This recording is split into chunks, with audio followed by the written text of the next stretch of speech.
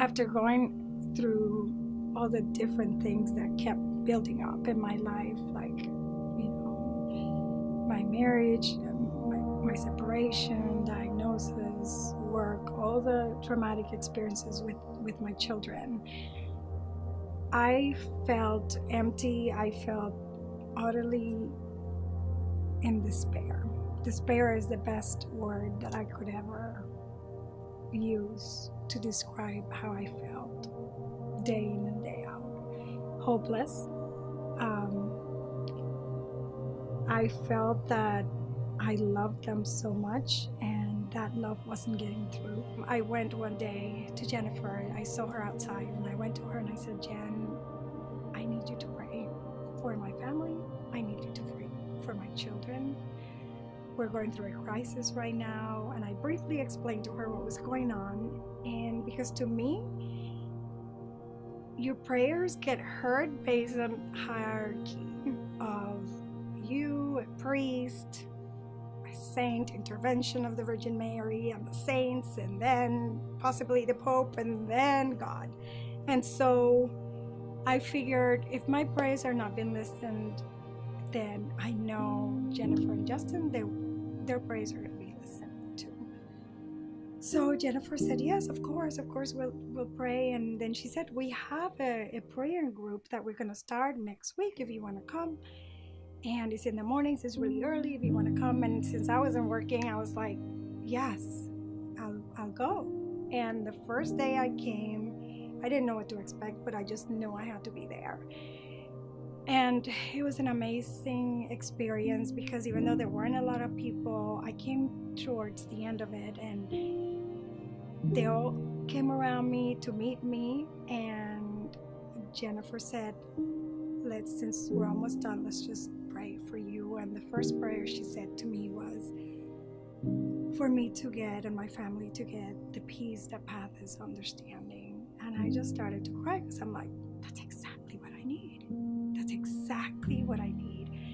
And so I just felt welcomed. And so I came into every prayer morning meeting that we had, and I was amazed at the fervor that everyone was praying and that they're praying out loud, because I'm not used to that. You pray with your inner voice. And so, as much as Justin encouraged me to pray out loud, I just couldn't make myself do it. So I would just murmur my prayer, and all I could do was cry and cry and cry and pray and cry.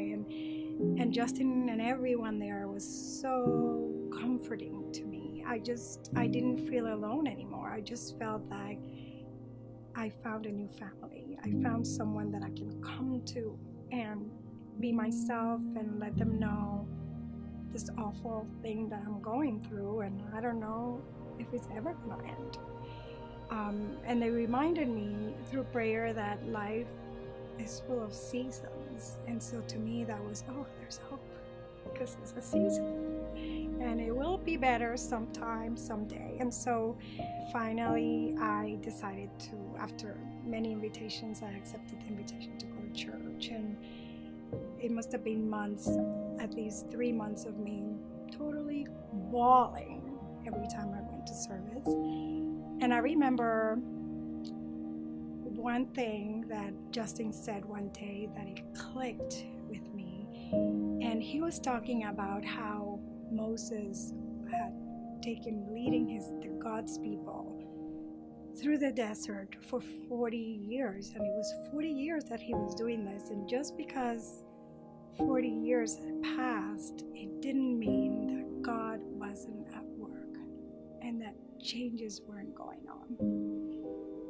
And that was the ray of hope that I needed, because then I understood. I said, it's not that my prayers are not answered. God is working it, and it would happen in its divine time. When I grew up, my concept of God and my relationship with God was through other people, and it was a long way there, and I needed all the help that I could to be heard, I thought. And my understanding of Christ now, through my learning and going to church and giving my life to Him, is that talk to him now directly, and I know he's listening. I don't have a doubt that he's listening. And I do it every day. I do it at night. I do it when I take a walk. I do it when I drive, when I worship. And it's so fulfilling to me to know that he listens to everything I say, and the answers will be the right answers, and that they will come at the right time, and I don't have to figure about it anymore. My name is Maria, and this is my one story.